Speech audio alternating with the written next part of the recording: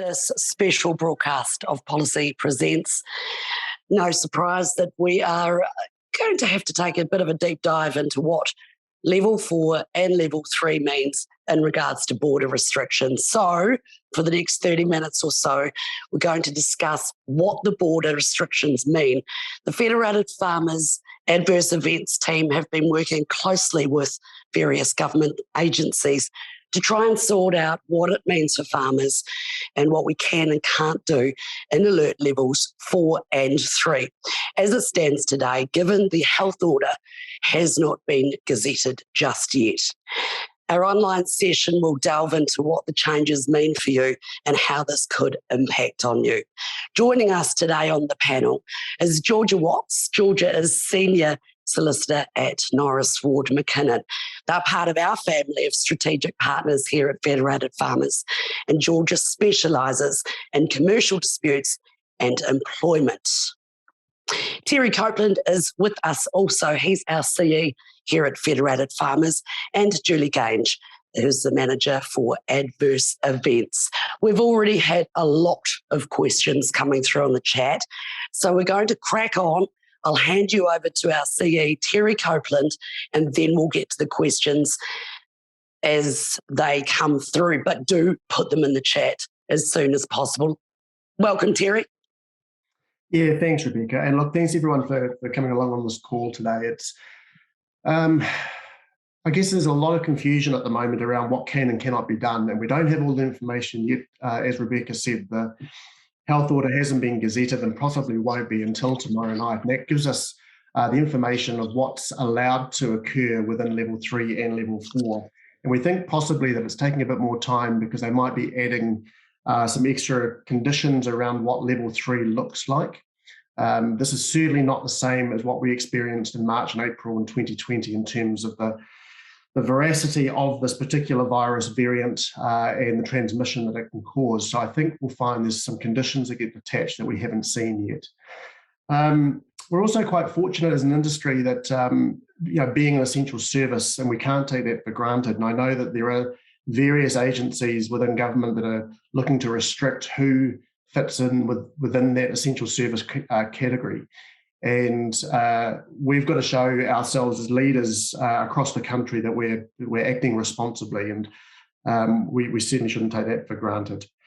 The government's also very aware that we haven't had any COVID spread into rural New Zealand, and thank goodness for that, because that changes the dynamic of how, as a country, we respond to this. It really is surprising that we were let off the hook with Coromandel in particular, considering how many exposure sites and how many close contacts were within that area for it to have not a single case being declared. And let's just hope that, particularly for the South Island, over the coming week, that their restrictions ease off further so that business can sort of return to some kind of semi-normality. Probably the last thing before I hand over to Julie is that we know that the restrictions for getting exemptions, and the categories for getting exemptions or permits to go across Level 3 into Level 4 is going to be more difficult this time around. The reason for that is that the government wanting to restrict as much movement as possible. That's not good news for businesses, but the reality is if we don't restrict the number of people that are crossing into the Auckland boundaries, then the chance of this virus spreading is that much more increased, and none of us want to see an extended period of lockdown for any part of the country. And the Auckland economy as such is probably losing about $100 million a day in terms of productivity, and we don't want that extended any longer than it needs to be. So yes, the requirements and the documentation that you're going to need for those that are right on that border or near the border, and this might not be the only time that we have borders of one particular province. We're going to be prepared for this kind of system going forward if other parts of the country end up being put into Level 4 and what that means for people around the country. So I'll hand over to Julie just to sort of outline some sort of key areas that we've been working on that might sort of answer a few of your questions before we go into the Q&A. So all over to you, Julie. Thanks, Terry. Look, I'll just start with acknowledging what Terry has said around the process to either get your travel documentation together to be able to cross that border or apply for an exemption. So this process is through the MB website. To undertake this, you'll need your Real Me login and your New Zealand business number. We gave clear links to them in a member advisory we sent out to the affected provinces on the weekend. And if and when other provinces have boundary adjustments, we will get that information out there as well.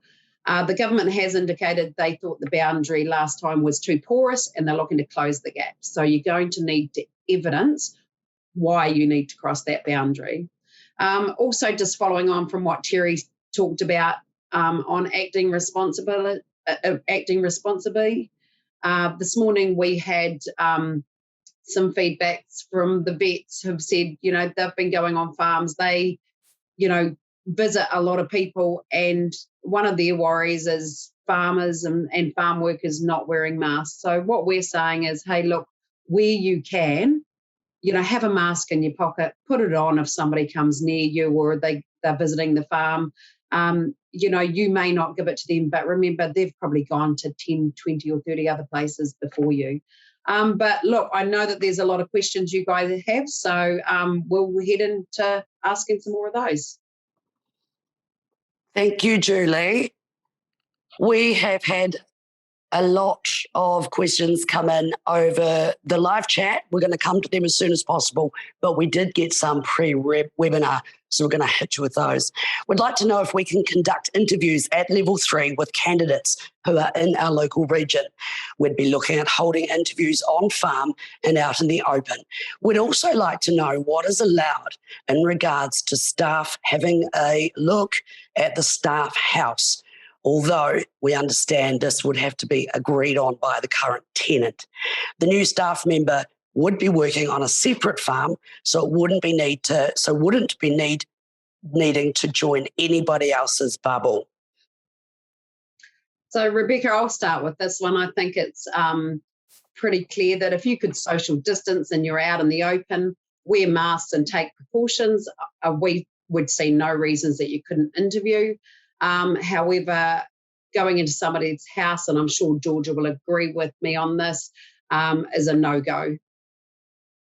And hi, Georgia here. I'll just follow on from Julie.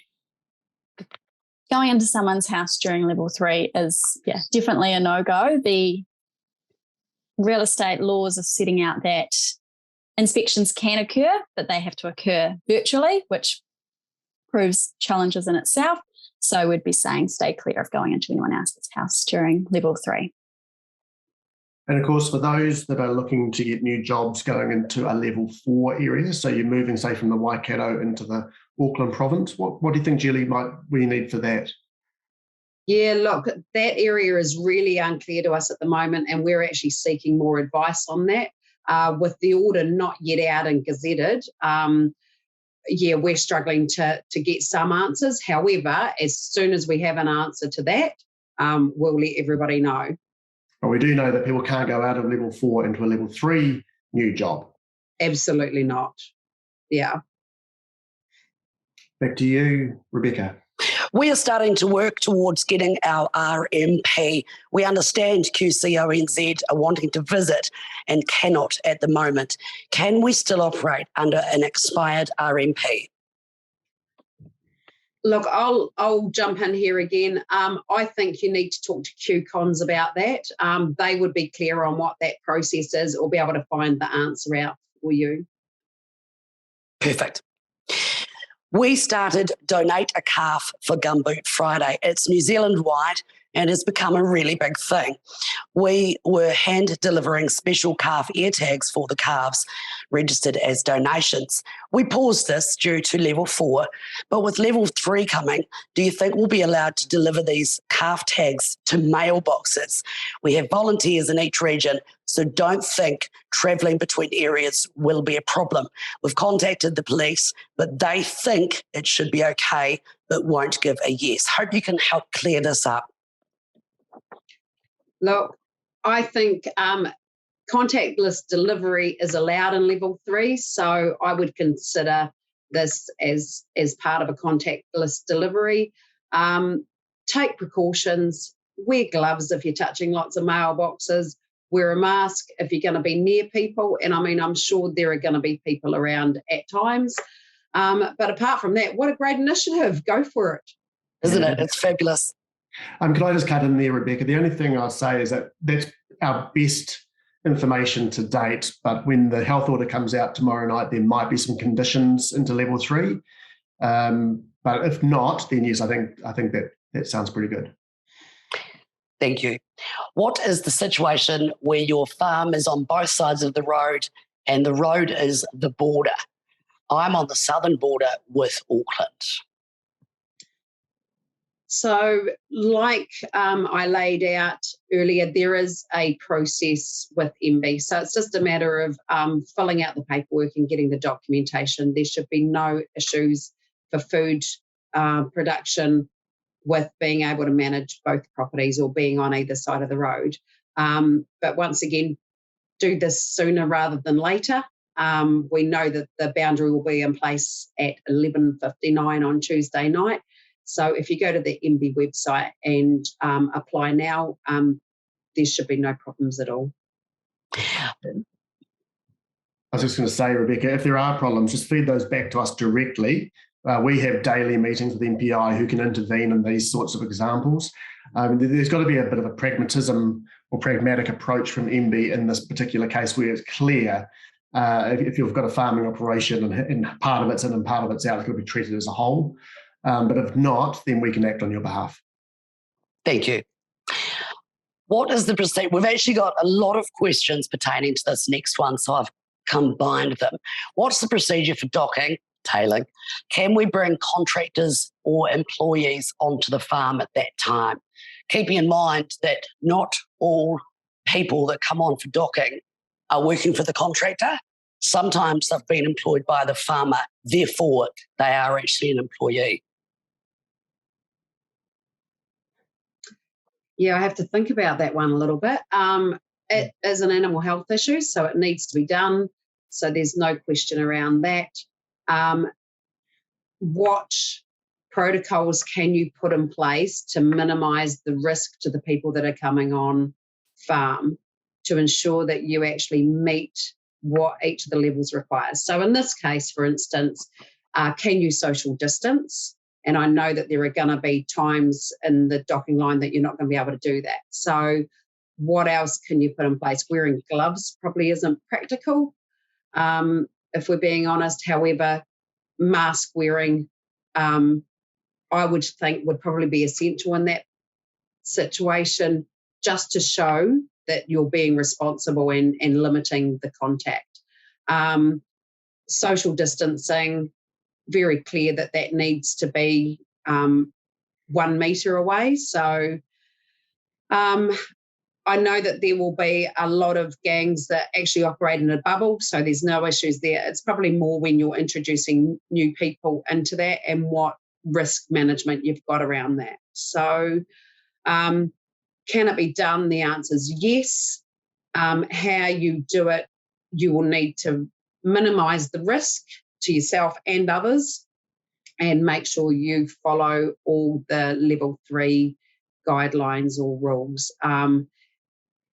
And they have been updated on the COVID website. However, until the health order is out, they may have further updates. So, and I'll just quickly jump in there. One of the big things from an employer perspective is really ensuring that you are acting as reasonably as possible. So you've got an obligation under the Health and Safety Act to protect staff. So if our contractors are coming on and your employees are also there, you really do need to make sure you're taking those steps. Face masks, hand sanitizer, which is not something you often see on farm, but hand sanitizer, and making sure that you can really reassure yourself that you're doing what's most practical and best for your employees. Thanks, Rebecca. My staff member's wife works off the farm giving vaccines. We presume this is COVID vaccines, jabs, is my staff member allowed to come to work? Absolutely. I see no reason that your staff member wouldn't be able to come to work. Their wife is obviously an essential worker. And if you're worried about the risk to other employees or yourself on farm, then you need to put in place protocols that would minimise that risk. So whether that means gloves, not sharing vehicles, working different shifts, making sure that social distancing occurs, all those things that you should be doing through this situation anyway. Yeah, the only difference will be is if your property is within the Auckland boundaries and you're in level 4, there's more risk there than the rest of the country, hence why the rest of the country is shifting into level 3. So again, if you're in that Auckland or Northland area, really think about protocols and what you can do to minimise that risk. And I'll quickly jump in there. In terms of members who are at high risk, if your staff member is a high risk, immune compromised or unwell, then I would also be having further conversations with them to check that they're, 1, comfortable to come to work, and 2, talking through what processes you have put in place to make sure that they are reassured that they're comfortable as well, because transparency is the best in these types of situations. So on from that, Georgia, if you thought the risk was too great and didn't want that worker to come to work with somebody who was immunocompromised, as an employer, what's your responsibility or obligation to that employee? As an employer, you're obliged to comply with the Health and Safety Act, and if you're unable to provide a safe working environment for them and you require them to come to work, you're going to be likely to be in breach of the Health and Safety Act, which comes with hefty fines, so we avoid that as much as possible. If they're unable to work and you cannot accommodate them in any way, so there's no tasks you can get them doing, which is away from other staff members, milking separately or anything like that, then I would be probably seeking some more legal advice around that, or engaging in some of the subsidies that the government's providing and allowing the employee to stay home. But a lot of the time there are workarounds, so you can, like we've suggested, have one doing the milking and one doing farm work, and keeping it as separate as possible, but really keeping that communication open to make sure that they are comfortable being there, because it is an uncertain time. And mental health is also just as important, and you don't want them feeling stressed and anxious about coming to work if they don't feel comfortable being there. Thank you. We've been told that Immigration New Zealand are unable to work paper submissions for visa variations at the moment because of lockdown. Have you heard if they're working on a plan B to get around with this and get on with it? I'll cut in here first. It's a bit of a minefield, really, when we start to talk about the processes that the Department of Immigration are working through. It is antiquated and very frustrating that they seem to be really slow at being able to do anything. We have a group of people who are working with the Department of Immigration to get answers and clarification on processes, but at this point in time, we just don't have anything. They're very slow. Yeah, I've got nothing to add, Rebecca. You haven't? What about you, Georgia? No, sorry. It's not an area I dive into. It's frustrating, I can tell you. It must be terrible. Rural contractors are essential workers, and all of our members are practicing social distancing and non-contactless service. All aware that the border approval requirements are rigid. We'll see if the health order changes any of that. So that's just a comment. Yep, no, and that's the right thing to say. Yeah, exactly. Agree. We've already answered that one. Is there any indication of further requirements for travel within level 3? Not yet. Okay. No, so level 3 is kind of the same as level 3 last time it's almost a level 3 plus. So there's the additional wearing of masks and signing the responsibility of small businesses to ensure that people have signed in. So I think that's a little bit onerous and takes away a little bit from personal responsibility, but that's been the call from the government to load businesses up with that additional responsibility. So, Georgia? Nothing further to add, except if you are having people come onto a farm, I would also be getting them to keeping a record of that, just as a safety precaution. And remember, you do need, as a business, to have to be registered and have your QR code for your business. What is the situation for the movement of livestock across the border, be it to the works or another farm where it needs to cross the actual physical border? It can. Simple as that. Yeah, so there's automatic dispensation for stock transport and for milk tankers. Georgia? Agreed, yeah. Auckland receives just about everything coming from overseas, and our head office is based in Auckland. I'm aware that distributors are not releasing parts, etc., because they need confirmation that parts are indeed for an essential industry and need a letter from MB to confirm this. Is this correct? I don't think that is correct. I think you would need to be talking to your local supplier and getting them to talk to the suppliers that are thinking they need to register. So transport can still come across the border. There's no question around that. And talking to the transporters, which we do all the time, they see no reason that farm machinery and parts cannot come over the border, as they are essential and they're a support service for farming. So, yes, some more detail for us so we can follow up on that would be really good. For anybody who has got further questions, you can actually send them through to adverseevents@fedfarm.org.nz, and we can follow up on them. Brilliant. Can relief milkers operate on more than one farm? Yeah, that's a good question, and not one that I've thought about, but particularly in level 4 where you're supposed to be in your own bubble, that wouldn't be allowed, I wouldn't have thought. Under level 3, Julie, I'm not sure. Yeah, so you can have an extended bubble under level 3. So my call on this, being logical and thinking practically, is you would need, as the person hiring the relief milker, to know that your risks have been minimised, that social distancing can occur, and all your health and safety requirements with COVID-19 and others have been met. It's simply a workplace question. Anything else, Georgia? I would agree with Julie.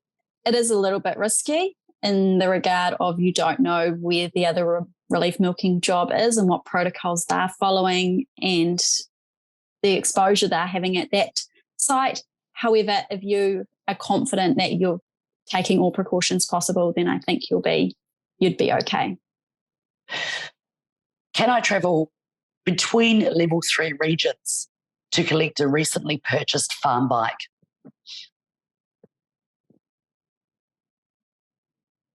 I think if there's things that you need on farm, then the provision for, if it's essential, then you can travel across to get it, but you have to demonstrate there is an absolute need. So if you don't have any equipment at the moment, you've already got rid of your existing equipment, I would assume that's justifiable. But if you've still got your existing equipment, then if it's not essential, then we should be delaying those sorts of things. What's your thoughts? And even if you did do it, make sure it's contactless. So that's the key in level 3, is contactless, minimising risk. So this is this is between level 3 regions. So, for example, I'm thinking, Gavin, you might be able to answer this, who asked the question. You've bought a farm bike up in Christchurch, perhaps, and you're in Ashburton and you want to go pick it up, maybe.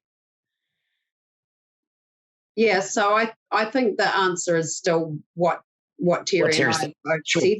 Yeah, Yep. if you need to pick it up, and it can be contactless, and you can minimize risk and everything else, then the answer is yes. But if you don't need to get it, it can't be contactless, and then don't do it. Thank you. Are we able to bring fencing contractors onto the farm? The guidance is very vague as to whether they are an essential service. So my understanding is if you're bringing a fencing contractor in because you've got an urgent need for fencing for animal welfare issues, then that's totally fine. But if you're just wanting to repair some fences as normal maintenance to the farm, then that if you can delay, you should delay. So that's under level 4. So Terry's exactly right. Under level 3, if you can social distance or physical distance, and it's contactless, then you can operate, but with restrictions, hygiene, and physical distancing. So the answer in level 3 is yes, unless we hear any different. But at the moment, that's the guidance we're being given. Georgia? I agree with Julie. It would also mean that you have to require them to sign in and make sure that you're following that protocol as well. That leads into the next question beautifully. If we have QR signs up on our farm and advise contractors to use them, are we responsible if they do or don't sign? If so, how does this land on us? So that's one of those new rules that are out. And while they're saying it's signing in for now, I'm trying to think of the wording that they've had, but it's something along events and busy places is when you become responsible. However, for your own safety and to cover your own back, I'm just going to use a different word there, sorry, make sure they sign in. Yeah. It's as simple as that, really. Yeah, you might as well take the responsibility for it. Will you be held accountable for it? Don't know. Yeah. This is a fairly serious question. Not that any of them are not, but my employer has put me off on a 90-day trial period. I live in Pukekohe. They want me to move out of the house and into a caravan on the property. Can they do this? Good. Straight to you, Georgia. Yeah, to me. Georgia. My thinking would be level 4, you're not required to move. The only reason I would be saying that you would be in the event that someone else is coming on farm and needs the property. However, the general rule and the understanding within the tenancy side of things is that you're not to move in level 4. So hopefully that answers your question. It might be one of those ones where you seek a little bit more advice around that and get a bit more detail around where the caravan is and what the living conditions of the caravan are as well, because that also comes into it in terms of the healthy homes side of things. Actually, and Georgia's right. So in level, and Pukekohe is in level 4. Yeah. So then no, there's no moving house in level 4. Full stop, end of story. We are based in Canterbury. We have a couple of staff members, hopefully starting this Wednesday, and they'll be moving into accommodation. In the accommodation, it's a shared kitchen, living room. Bedrooms and en-suites have their own separate access. Are they allowed to move in level 3? My question would be, are they happy to become a bubble? Because that's essentially what they would become.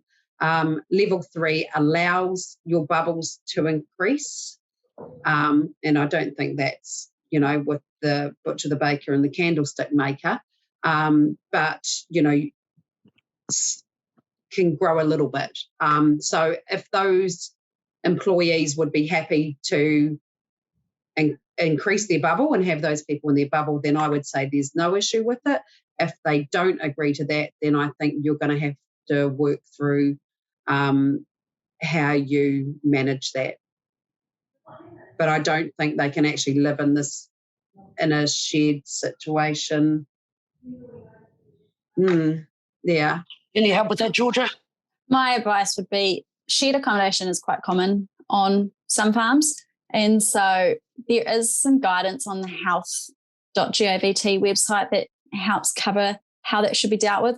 But again, it goes back to that same word, the reasonable. So what is reasonable in the circumstances, whether there's any way that they can minimise contact and use separate plates and utensils, different laundry and linen, so washing your clothes separately, not sharing food. It comes down to that reasonable, practical answer at the end of the day.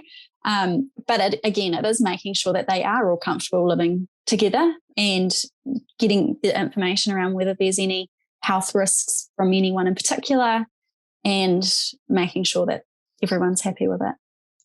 Sure. Thank you for that. We are running out of time, so we're going, but we have a lot of questions yet to answer. What's your advice around providing evidence that work is essential and requires border crossing? We've had issues over the weekend. Look, if you can, I think that's one to email me and at adverseevents@fedfarm.org.nz. Because without the detail, I can't answer it. Sure. What would be required if a farm employee was changing jobs to South Island to North Island? What documentation will they need in order to travel, particularly speaking about the ferry crossing? So I don't know that they're going to need to carry too much documentation, although being risk averse, I would carry as much as what you possibly could in the way of forward contracts, etc. I think the issue is going to be whether the ferries are actually operating and taking passengers, because that will be a risk management issue for them. And at this point, we're not sure. They certainly haven't operated under level 4, and I don't think they're planning to operate under level 3, which will make things difficult. But that will be a business decision made by them. Yeah, I'll just add into that, Julie. I have heard that they're not going to be taking passengers, but let's just wait to see what the restrictions tomorrow night say. Planting trees for conservation, bearing in mind a limited window of time left for planting before it is the spring. Yes or no? Yes, social distancing, hygiene, risk minimisation. You're outside. Yes. Okay.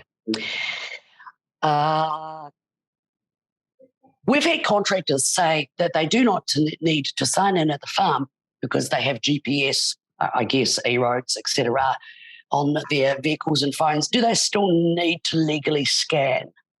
Yes. The legal requirement now? Yeah, great. Can my farm consultant visit to help with feed planning and farm budgets? Not if they can't social distance. It might be worth just jumping in there. Sorry, it might be worth trying to set up video calls or remote calling, because that's normally something that we lawyers try to encourage to prevent any risk. Sure. Can we transport a mare for breeding? We're in Taupo and need to get the mare to Auckland to the stallion during September. Yes. However, I would apply for that exemption with MB. Excellent. Georgia? I agree with Julie. Yeah. Last question. A family member is trying to get home in level 3, but regional travel is not available. We could drive to Wellington to pick them up, but it would not really be essential. What do you think? So what we have learned is travel is okay in level 3. However, once again, if the ferries aren't taking passengers, you might struggle a little bit. We do believe that the planes will be flying. You will have to evidence why you need to travel, just because, once again, they'll be risk averse. but there's no reason you couldn't relocate back home. Brilliant. Georgia? Yeah, I agree. Excellent. Well, we are coming to the end. All the questions have been answered. We're going to sign out. Any last comments? We'll keep you updated as new things come on hand. Stay safe and have a good day. And thank you for joining us today. We hope you enjoyed it and learnt a little bit more about what is actually going on in the world. It is a little bit fluid, as we all know, and we are going to keep you up to date. We did have a question there asking if we're going to put the updated gazetted health order on our website. We will be doing an advisory as soon as we have it. Is that correct?